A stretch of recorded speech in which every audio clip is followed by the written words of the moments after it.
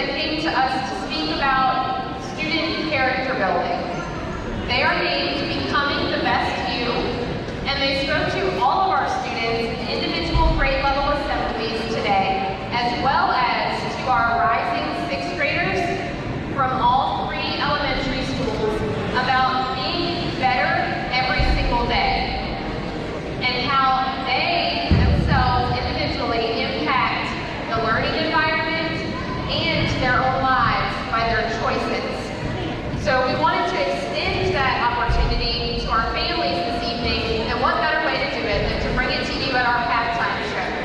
So you're going to get the family version, if you will, in an abbreviated fashion from this group called Becoming the Better You. Outside in the cafeteria, we also have, like Mr. Clark has mentioned, RACSB, which is our Community Services Board, Mental Health Services, as well as a virtual reality opportunity brought to you by Becoming the Better You.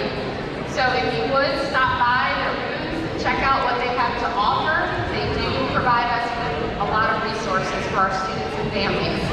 So at this time, I'd like to invite Ms. Brenda Wood out to Center Court to kind of share some of what they do with you. Hello, hello, hello. I'm Brenda Rewood. I'm the founder of Becoming the Best You, where we teach people to become the best versions of themselves. We believe that you are what you do, right? So if you've had a past, we believe that you can work through that and become a better version of yourself. So we believe that people can become a better version of themselves if they want to, and that change is possible. And by your choices in life, that's going to affect the future that you have. So I'm actually not the one that's going to be speaking. I'm going to bring up Mr. Cicone Prince, who is a Presidential Lifetime Achievement Award winner. And he got it because of his community service. So I'm going to bring up Mr. Cicone Prince. Thank you. Good evening. I want to start off with a question. By a show of hands, how many people think that there are only two teams playing in this game? By a show of hands, how many people think that there are only two teams playing in this game? Okay, so we got one here. How many think that there's a number different than two? Okay, so we got a couple other hands. What is that other number? So we have the Foxes and we have the Eagles, right? Who else is playing in this game? The officials. The officials. Any sporting event you have, soccer, football, baseball, basketball, they all have three teams. You have the home team, the guest team, but you also have the officials. And the officials, they have a job of officiating the game. If you have an issue with what they're doing, one of the things you need to do is you need to address them, talk to them. A lot of us, we have a hard time communicating with people. And it's easy for us to pull out our phones and type up a message, a text message, a Facebook post, an Instagram post about something that's going on that we don't like. But what has that really changed? What difference has that made when it comes to our children? We should understand that our kids are watching us. I mean, they are really looking at us. I shared this story earlier today, and I know that it's needful even now. A couple of years ago, I was doing an event in my hometown I live in Mobile, Alabama. I was there, and I was doing an event at a hotel that was less than a mile from my house. And my son, my youngest son, he was 10 at the time, he's 16 now. And he was there at the event, and I had to go home and get something. And he was like, "Dad, can I ride with you?" And I was like, "Yes, son, come on." And while I'm driving home, while I'm trying to remember everything I need to get, because I can't go and come back again. While I'm driving, my 10-year-old son looks at me, he says, "Dad, I'm proud of you." He says, "Dad, I'm proud of you." Now we're going to have a conversation. We won't even talk about the event, but he saw me going after my goals and my dreams. And in that moment, I stopped, not driving, but I stopped on the inside because I realized he's watching me. Our children are watching us. How we react, how we respond. They are watching what we do. We are setting an example for them. We can tell them all the time, you can be whatever you want to be, you can do whatever you want to do, but then when they look at us, what do they see? What are we truly modeling for our children? I'm going to give you a little nugget, and hopefully this will help you.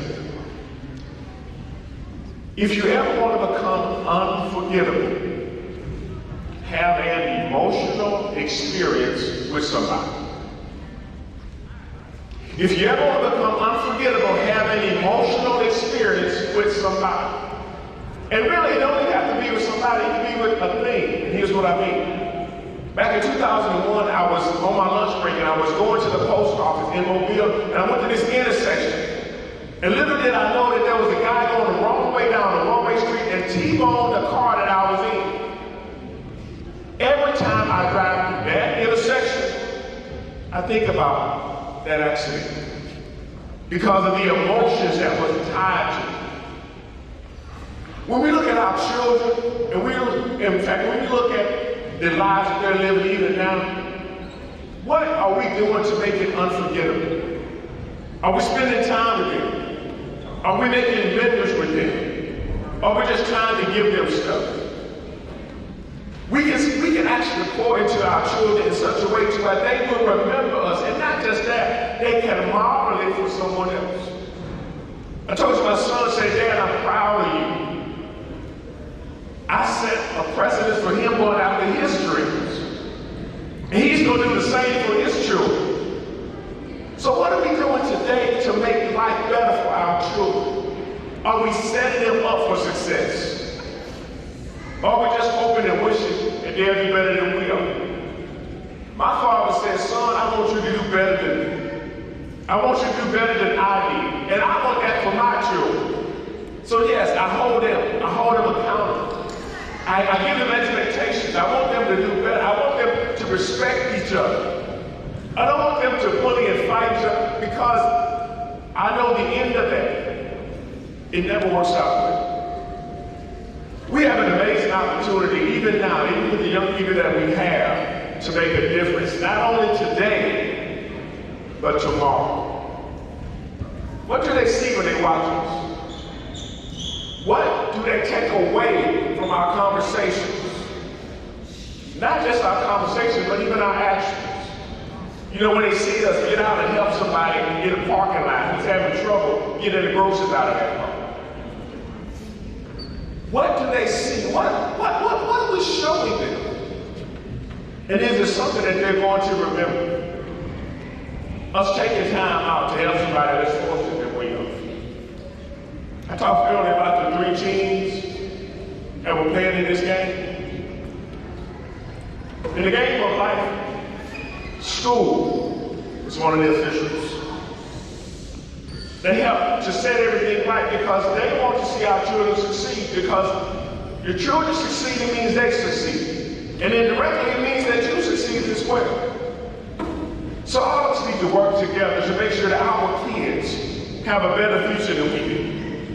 We need to put in the work and make sure that we're doing what it takes to set them up for success. And it starts here. It starts now, and it can start today. Thank you.